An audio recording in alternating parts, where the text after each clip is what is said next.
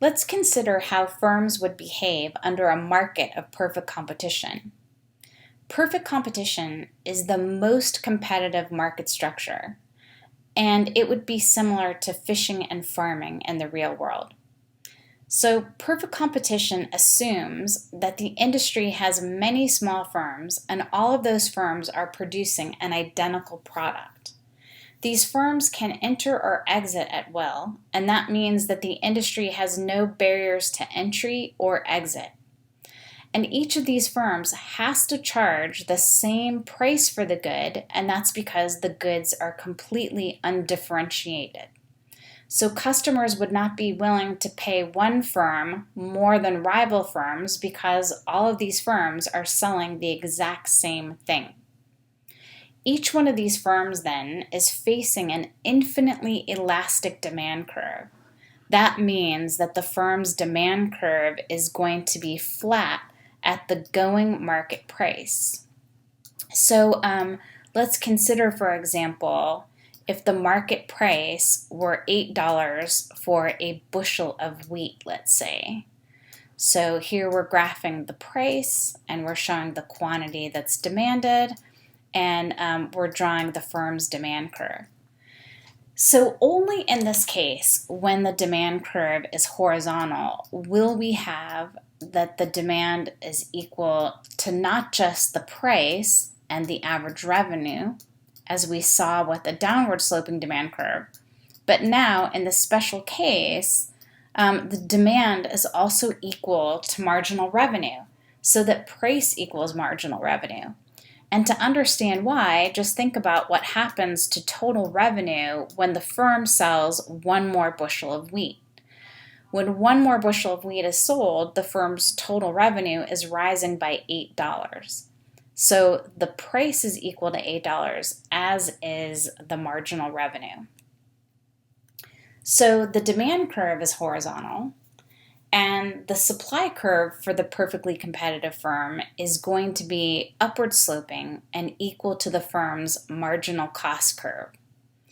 So why is this? Well, each of these firms is seeking to maximize its profits, and profit maximization happens when the quantity is selected where marginal revenue is equal to marginal cost. So essentially, these firms, they don't make any interesting strategic pricing decisions. They can't. They're price takers. So, if we're selling wheat, these firms, then the market broker in Chicago quotes a price of wheat as being equal to P0 per bushel. And these firms simply take this price as given, and they set this price equal to their marginal cost in order to determine the quantity that they produce. Okay, so if the price is P0, then the quantity is Q0. If the price is P1, then the quantity produced is Q1. And if the price is P2, again, the firm sets it equal to marginal cost so that the quantity that is produced is Q2. Right? So this marginal cost curve is the firm's short-run supply curve because it is telling us the quantity that is supplied at each of these different prices. So how would we go from the typical firm's supply curve or its marginal cost curve to the industry's short-run supply curve? Now, how we would do this is by simply horizontally summing up each of the firm's supply curves to get the industry supply curve. But here we're going to use kind of a nice little trick. We're going to assume that, most firms in the industry, and let's say there are 1,000 of these firms, that they have a marginal cost curve that looks like this. So that for a typical firm, and again, there are 1,000 of them, for the typical firm, if the price is $10, they're willing to supply 40 units. And if the price were higher, if it's $15, they're willing to supply 50 units. So this means at the level of the industry, when the price is $10, if each of 1,000 firms is willing to supply 40 units, then at the industry, 40,000 units are produced when the price is $10. Alternatively, if the price is $15, then each of 1,000 firms is producing 50 units. So when the price is $15, the industry supply, quantity supplied, is 50,000 units. So what's really interesting and insightful about perfect competition is that these industries are not able to earn any economic profit in the long run. So in the long run, they may earn some accounting profits, but they can never earn economic profits. And that's because if these firms are able to generate economic profits, then that's going to attract new firms into the industry. And as new firms enter the industry, it's going to shift the industry supply curve outward, which lowers the market price, and entry will continue until all of the short-run profits are competed away in the industry. Alternatively, short-run losses can't exist either in the long run, because short-run losses would encourage some of the firms to leave the industry, and that would shift the industry supply curve in, increasing the market price until all of the losses are eliminated in the industry. So perfect competition is a market structure that is so competitive that these firms can only hope to cover their costs, all of their costs, in the long run. So in other words, the revenues that these firms earn just cover cost, meaning the cost of things like labor, capital, raw materials, energy, but also the opportunity cost of any capital or labor that is supplied by the firm's owners. So this idea that free entry dissipates economic profits is one of the most powerful insights in all of economics, and it is critical for our understanding of business strategy. So a firm that bases its strategy on goods that can be easily imitated or on skills and resources that can easily be acquired in the marketplace, these firms put themselves at risk to the forces of competition. So in order to attain competitive advantage, in other words, in order to earn long-run profits, a firm has to secure a position in a market that protects itself from imitation and from entry.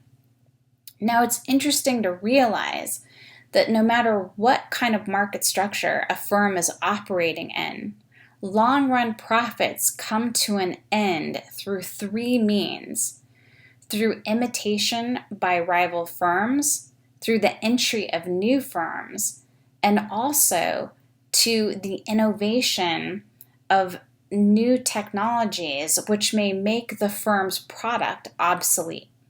So again, we'll see as we go throughout the course that profits really are competed away by entry, imitation, and innovation. And it's very difficult in any kind of market structure to attain long-run competitive advantage.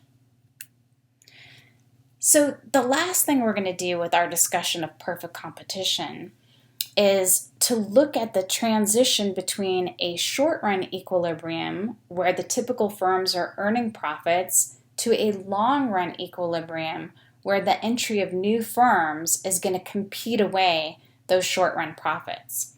So in this first diagram, what we're looking at is we're looking at a short-run equilibrium. Now, this is our equilibrium is just determined by the intersection of the market demand and the short-run industry supply curve. And let's just point out one thing that's important here. Notice that if we're talking about a perfectly competitive industry, which we are, let's say like wheat farming, for example, the industry demand is downward sloping. In other words, we can only get consumers in the US to buy more wheat if the price is lower. So market demand is downward sloping. But the individual firms, they have a horizontal demand, right? Their demand curve is not downward sloping. Their demand curve is determined, right, by the market price here, P star, which is determined by the intersection of industry demand and supply, right? These firms take this market price as given, and their demand curve is horizontal. It's not downward sloping because each one of these firms is tiny relative to the size of the overall market, meaning they can sell as much or as little as they want at that going market price of P star. Okay, so this is the firm's demand curve, and we know that these firms are going to want to maximize their profits by setting price, right? And we know this price is equal to marginal revenue, right? By setting marginal revenue equal to marginal cost.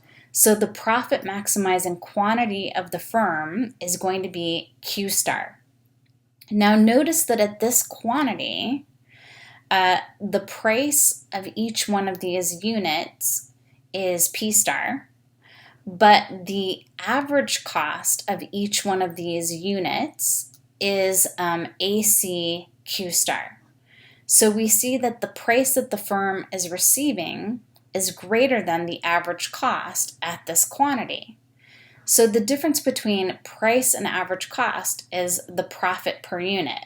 So how do we know that? Here, let's just write what is total profit. Well, total profit is total revenue minus total cost. But total revenue can be rewritten as price times quantity, and total cost can be rewritten as average cost, or the per unit cost times the number of units, right? So if we factor out that Q, we can see that price minus average cost times Q is another way of expressing total profit. So in other words, per unit profit times the number of units is total profit.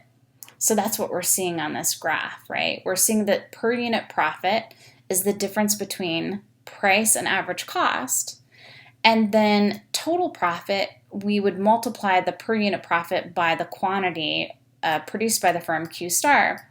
So we could show that the shaded area is equal to the firm's total profit. Sorry, I'm trying to write with a mouse here, so my handwriting is a disaster.